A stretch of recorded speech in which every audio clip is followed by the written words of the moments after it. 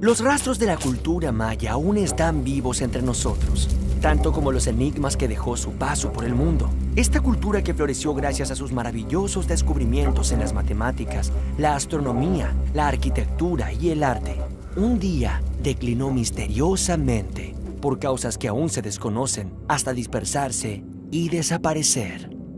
Lo que hoy llamamos civilización maya era, en realidad, un conjunto de muchos pueblos distintos que ocuparon parte de lo que hoy es Guatemala, Honduras, Belice y la península de Yucatán, en México. Les decimos mayas porque compartían un mismo idioma, un mismo calendario y una misma religión. Pero cada pueblo tenía su propia ciudad, su propio gobierno y sus propias riquezas. Los mayas estaban organizados en ciudades-estado. Nunca fueron un imperio gobernado por una gran ciudad capital.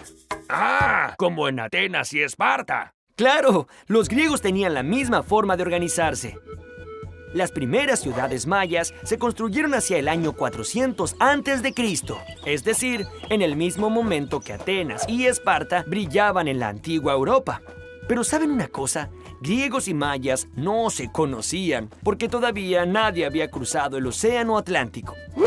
Y hubo que esperar más de 2000 años antes de que alguien se atreviera a navegar tales distancias. Durante todo este tiempo, América y Europa estuvieron completamente desconectadas. La influencia de los olmecas. La región que habitaron los mayas estaba formada por mesetas regadas por las abundantes lluvias que venían del océano Atlántico por un lado, como del Pacífico por el otro. Su tierra era húmeda y estaba atravesada por muchos ríos de agua dulce. Aquí es sencillo cultivar maíz, criar ganado y recolectar frutos de la selva. El clima los ayudaba, pero no todo fue fácil para los mayas porque no habían descubierto la rueda ni tenían animales para arar la tierra. Entonces, todo lo hacía el hombre. ¡Cuánto trabajo!, ¿verdad? Pero los mayas no fueron los únicos ni los primeros en habitar esta región. Muchos años antes, los olmecas vivieron en este territorio.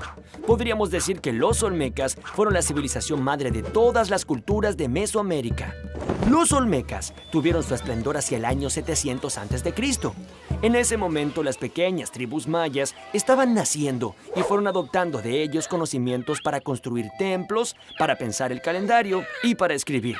Los mayas también heredaron de los olmecas muchos rituales y prácticas religiosas, entre ellas la adoración por el jaguar, que por su fuerza y agilidad era un animal sagrado y se lo relacionaba al poder del rey.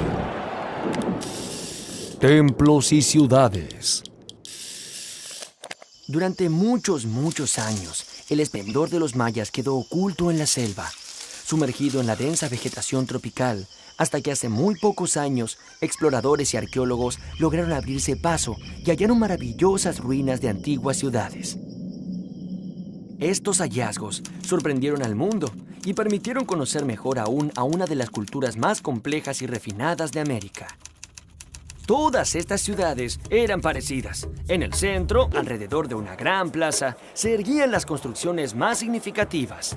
Las pirámides, que eran grandes templos cuyas cumbres servían de escenario para las ceremonias de los sacrificios rituales. El pueblo, congregado abajo en la plaza central, participaba activamente de las ceremonias, cantando, danzando e implorando a sus dioses para que la sangre de las víctimas sea de su provecho. Los mayas eran muy religiosos y creían que todo lo que les pasaba a los seres humanos era porque así lo decidían los dioses. Por este motivo construyeron estos enormes templos donde practicaban rituales en honor a sus dioses. En la ciudad de Tikal, la pirámide principal medía más de 70 metros. Era tan alta como un edificio de 10 pisos. Claro, cuanto más cerca del cielo, más cerca de los dioses. Las pirámides alcanzaron tales dimensiones de una manera muy peculiar. Cada vez que un rey moría, los arquitectos mandaban a construir una capa sobre la pirámide existente. Así crecía paulatinamente, capa sobre capa, como gajos de una cebolla. Alrededor de los templos vivían los sacerdotes y los gobernantes. Un poco más allá, los jefes militares, y aún más lejos vivían los comerciantes y los artesanos. Y afuera de la ciudad, cerca de los campos de cultivos, se encontraban los campesinos y los esclavos, cuyo trabajo era la base de toda la sociedad. El calendario. Los mayas notaron que los astros del cielo iban cambiando de posición a lo largo de los días, pero cuando se cumplía un año, estos astros volvían a su posición original e iniciaban un nuevo ciclo. Digamos que observando la posición del sol, de la luna y de las estrellas, podían predecir en qué momento del año estaban y, por lo tanto, planificar los mejores días para la siembra y para la cosecha. Durante siglos se preocuparon para conocer más y más del cielo y de sus astros, a quienes consideraban poderosos dioses. Los mayas utilizaron a sus pirámides como observatorios astronómicos y fueron los sacerdotes los que acumularon todo ese saber. Con una paciencia minuciosa, los sacerdotes mayas elaboraron esta rueda que combina dos calendarios. El calendario Hab estaba basado en el ciclo solar y el calendario Solkin en los ciclos de la luna. El calendario solar de los mayas era de 365 días, igual que el nuestro. Sin embargo, su manera de entender el tiempo era totalmente diferente a la nuestra. Los mayas no creían que el tiempo fuera lineal, es decir, que fuera una línea recta sobre la que se montan los días uno tras otro y siempre hacia adelante. Para ellos, el tiempo no tenía ni principio ni fin. Cada año todo volvía a comenzar. Por eso, la forma de la rueda.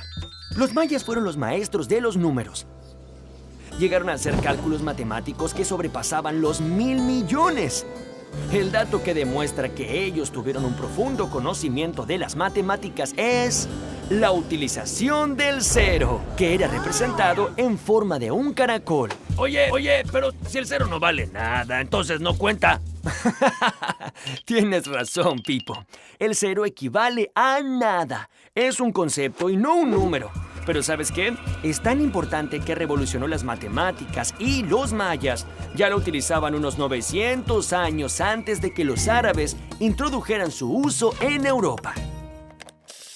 La creación del hombre. El Popol Vuh es el libro sagrado del pueblo quiché, descendientes de los mayas. En él se relata cómo los dioses Tepeu y Gucumatz se convirtieron en los dioses creadores y formadores. ¡Tierra!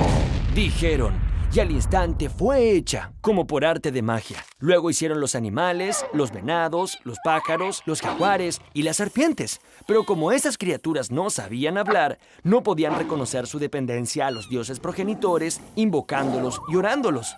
Los dioses resolvieron castigarlos y condenarlos a que su carne sea comida y sacrificada.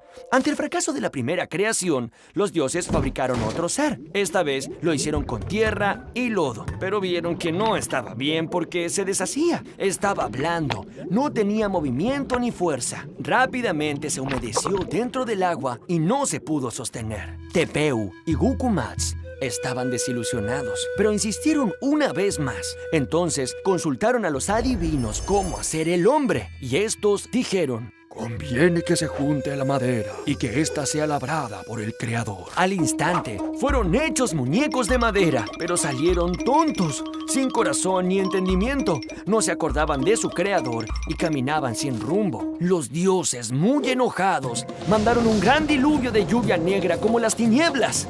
Desesperados, los hombres de madera corrían de un lado al otro.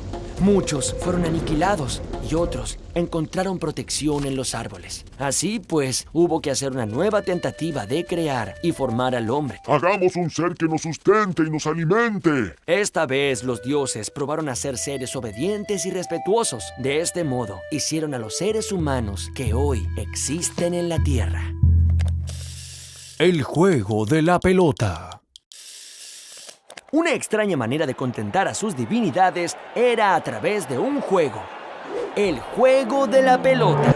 ¡Ah, jovencitos! Pero nada tiene que ver esto con el fútbol que jugamos nosotros. Ellos no tenían que hacer un gol en un arco, sino tenían que pasar esta pesada pelota de caucho dentro de este anillo de piedra que se ponía en la pared. ¡Ja! ¿Les parece sencillo? Bien, escuchen esto. Las cosas se complicaban cada vez más, ya que estaba prohibido usar las manos o los pies. Solo se permitía golpear la pelota con los hombros, las rodillas y las caderas. El juego era tan violento que los jugadores terminaban muy lesionados, pero más vale lesionado que perdedor. ya que el equipo vencido sería sacrificado y su sangre serviría para honrar a los dioses. Bueno, creo que perdimos. Documentar el pasado. ¿Quiénes son estos hombres esculpidos sobre la piedra? ¿Por qué llevan máscaras estos otros a sus pies? ¿Qué misterio encierran esos símbolos tallados sobre la piedra? Los artistas mayas se ocuparon de inmortalizar los grandes momentos de su historia. Así, las futuras generaciones podrían comprender mejor quiénes fueron sus héroes y sentirse orgullosas de ellos. He aquí un ejemplo. En estos frescos del 790 después de Cristo, descubiertos en la ciudad de Bonampak, vemos unos guerreros muy ornamentados que enfrentaban a otros casi desnudos. El observador de estas pinturas sentía vibrar dentro suyo ese universo de guerras, sacrificios humanos y actos rituales que contribuían a realzar el prestigio del rey. Pero los mayas no solo dejaron un registro de su historia a través de las pinturas, además crearon un sistema de escritura basado en estos símbolos de forma cuadrada llamados glifos. Los glifos podían representar cosas, animales o dioses, así como pensamientos e ideas, y los escribas los combinaban para formar frases cortas. A los mayas les fue posible explicar la sucesión de sus reyes y el funcionamiento de su sociedad. ¿Cómo?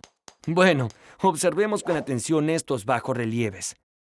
Cada elemento tallado sobre la piedra tiene su significado. Por ejemplo, estas personas enfrentadas eran reyes. Aquí vemos que uno le está dejando el poder a su sucesor. Y fíjense un detalle, alrededor de sus cabezas vemos tallados todos sus pensamientos. ¿Cómo le pasa a los personajes de mi revista de historietas?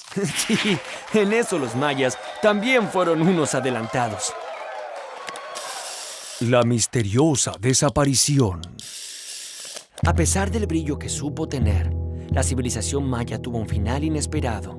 Hacia el año 900 después de Cristo, todas las ciudades fueron misteriosamente abandonadas. Algunos de sus habitantes se internaron en la selva hasta desvanecerse. Otros viajaron a Yucatán, donde crearon nuevas ciudades como las de Chichén Itzá, Maxapán y Uxmal. Atrás habían quedado muchas de sus posesiones y todo su esplendor. Los investigadores sostienen una teoría. En esos últimos años, una casta de gobernantes muy ambiciosos menospreciaron la sabiduría de sus antepasados. Entonces, olvidaron sus estudios y se ocuparon solo en engrosar su poderío militar, con el fin de dominar a las ciudades vecinas. Tantas guerras generaron muchas muertes y mucha destrucción. Varios años de sequía acompañaron a este desastroso panorama. Y esto generó tanta hambre que los sobrevivientes tuvieron que abandonar sus hogares y emigrar hacia nuevos horizontes. En el año 1527, cuando llegaron los españoles, unas pocas ciudades muy debilitadas se disputaban el poder del Yucatán.